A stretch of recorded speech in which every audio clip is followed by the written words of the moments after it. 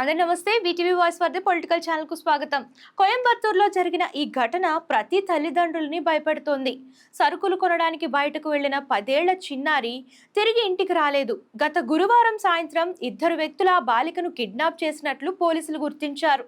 తర్వాత తీవ్ర గాయాలతో ఆమె మృతదేహం సరస్సు వద్ద లభ్యమైంది. లభ్యమవడంతో తమిళనాడు షాక్ కి గురైంది. న్యాయం జరిగే వరకు మృతదేహాన్ని తీసుకెళ్లమంటూ తల్లిదండ్రులు ఆసుపత్రి ఎదుట ఆందోళన చేపట్టారు. ఈ ఘటనపై తమిళనాడు ముఖ్యమంత్రి జోసెఫ్ విజయ్ స్పందిస్తూ ఇలాంటి అమానుష ఘటనలను ఎట్టి పరిస్థితుల్లో సహించమంటూ తీవ్ర ఆవేదన వ్యక్తం చేశారు. డీజీపీ స్వయంగా రంగంలోకి దిగారు. నిందితులను కఠినంగా శిక్షిస్తామని అధికారులు హామీ ఇస్తున్నారు. అయితే రాష్ట్రంలో శాంతి భద్రతలు క్షీణించాయని ప్రతిపక్షాలు తీవ్ర ఆరోపణలు చేస్తున్నాయి. ఒక చిన్నారి ప్రాణం పోయిన తర్వాత కూడా ఇలాంటి ఘటనలు జరగకుండా ముందే కఠిన చర్యలు తీసుకోవాలని ప్రజలు డిమాండ్ చేస్తున్నారు.